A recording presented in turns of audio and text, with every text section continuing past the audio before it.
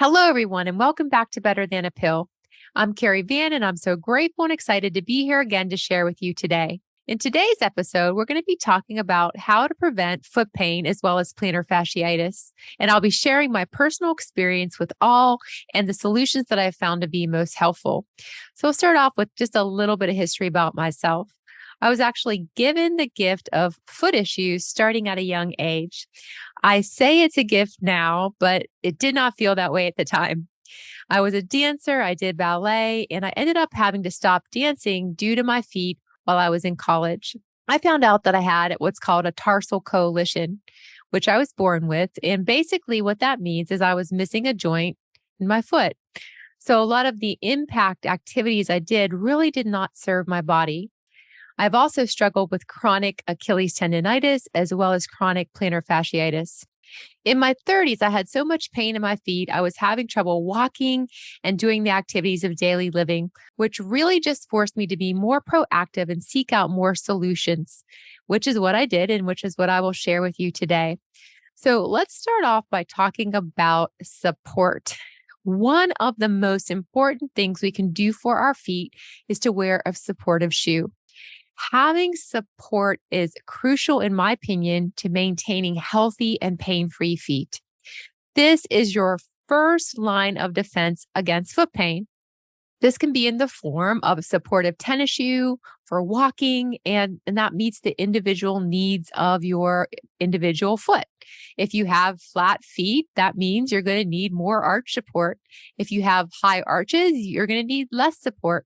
So finding and getting fitted for a shoe that works for your foot is most important. And I encourage you to get fitted by a professional at an athletic store. If you have any questions, that way you can get some answers. There are some great brands out there. For me, I love Brooks running shoes.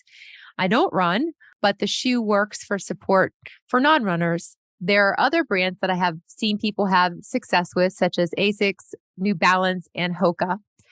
It is individualized. Sometimes a supportive shoe is not enough and you need more. And you may need to get a custom orthotic made for your foot in addition to wearing a supportive shoe. If you're still having foot pain after wearing a supportive shoe, then this would be the next step. You can meet with a physical therapist, a podiatrist, or an orthotist and have them get something that fits you and design it for you. This is what I need for my feet. And I've tried many, and even what's called a UCBL, which is a brace that comes up a bit higher on the ankle, and it acts for more support. So it's all based on your individual needs. If you do need an orthotic, be patient, wear them around the house first, and then gradually ease into them. Let your body and your feet adapt to this new device gradually. If it does not feel right, you may need to try a different type, and they come in many different forms. Some are harder, some are softer. So it's just a matter of what feels best for your foot. Having an orthotic may change the type of shoe you need, and the supportive tennis shoe you had prior may not work so well with the orthotic. So it's important to get fitted with the orthotic as well. For example, if you had, you may have too much arch support. If now you have the orthotic giving you some arch support, so you don't want to be thrown off in another direction. So a supportive shoe can not only just be worn for walking, but that is key because it is repetitive movement and motion on the foot, but it can also be worn throughout the day indoors. And I encourage you while you're in your home, if you need that support, to get a supportive indoor shoe. This is what I do to protect my own feet. And most recently, I've had luck with an indoor shoe from a company called Silverts. If you do want to wear other shoes besides tennis shoes for going out or dressing up, etc., choose wisely. There are brands that could be more supportive than others. I typically like Clark's and Merrell's, and I love to know about new brands too. To me, it's more important to protect my feet than how I look. This being said, you can also have an orthotic built into a shoe or sandal, and I have done this before as well. You typically need to work with a practitioner. For me, it was a physical therapist that actually made the orthotic and then coordinated with a company to have it installed. The company that I used was Langer Biomechanics. Lately, I've also found luck with additional arch support, which I use in certain situations from a company called Tommy Copper. So you can wear it in your shoe. And I've been using this and my orthotic, and it's been very helpful. If you are having heel pain and the supportive shoe is not enough, I encourage you to get a heel pad, and that can greatly assist as well. Okay, so now let's talk about plantar fasciitis. This is one of the most common things I've seen in clients that I've worked with over the years. Plantar fasciitis is a common condition that affects the foot. It occurs when the plantar fascia, which is a band of tissue that runs along the bottom of the foot, becomes inflamed and painful. Symptoms of plantar fasciitis include pain and stiffness in the heel and the bottom of the foot, in the arch as well, particularly when you wake up first thing in the morning or when you stand in general or when you walk. And like I said, the pain can be worse first thing in the morning and actually can worsen after long periods of sitting. It can be hard to get rid of, and for some people, it becomes chronic. It can be caused by numerous things, such as activities that put repetitive stress on the feet, such as running, dancing, as well as your overall foot mechanics. Flat feet or high arches can affect the way weight is distributed on the feet. Overuse of the plantar flexors, such as wearing high heels or just wearing non-supportive shoes in general, can cause plantar fasciitis.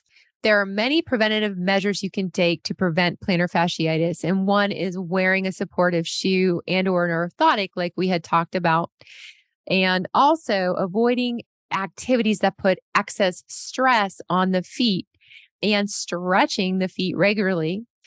I am also a big fan of the Strassburg Sock. This is a sock that you sleep with, and it puts your foot in a flex position, which is called dorsiflexion, which is the opposite of plantar flexion. And it's what your foot needs most with plantar fasciitis. Your fascia is inflamed and your plantar flexors are typically overworked. So you need to rest them and you need more balance, and putting your foot in that dorsiflexion greatly assists. And I like the sock because it's great. You can sleep with it a lot easier than you can with a brace. Of course, icing can help as well, and that can help bring the inflammation down. Simply rolling a frozen can underneath your foot is a good way to do that. Now, I want to talk a little bit about the importance of maintaining the fascia of your feet. Developing a routine that allows you to work the fascia of your feet is key for both keeping your feet pain-free as well as preventing and getting rid of, to some degree, plantar fasciitis. Remember, the fascia, which we've talked about on past episodes, is a spider-like substance that covers all of our body, and this includes our feet. And by breaking up adhesions, we can free up movement in the feet and also eliminate pain. My favorite tool for this is a tool called the foot wakers, which are stationary devices that allow you to work the whole foot. You can use them sitting or standing, and you can work the heel, arch, ball of the foot, as well as toe flexion.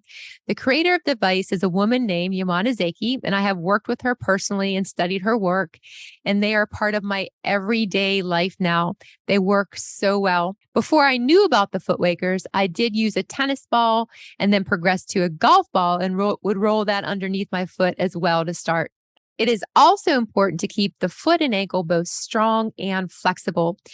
If you have weak ankles, you can do this by using a TheraBand. You can strengthen all parts of your ankle, every single movement, and I encourage you to do this. One last thing I'll say, as you progress in learning to care for your feet and to protect them, one area that you want to focus on is building strength in your toes. Oftentimes, people overuse the big toes, and we need to really have strength in all of the other toes as well. This is really doable. It just takes a little time, focus, concentration, and consistency. I know because I've done it myself, and I have to revisit it often to maintain my own feet. Just to recap, today we talked about how to keep your feet healthy and prevent foot pain as well as plantar fasciitis. We talked about the importance of support as well as defined plantar fasciitis and talked about solutions for prevention, including implementing a foot fascia routine. We also touched base on the importance of maintaining flexibility and strength in the ankle and toes.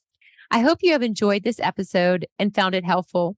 I will include the links for the Foot Waker, ProStretch, and Strassburg Sock in this episode for you to check out. Remember, we do new episodes every week on Wednesday, and I look forward to having you join me then.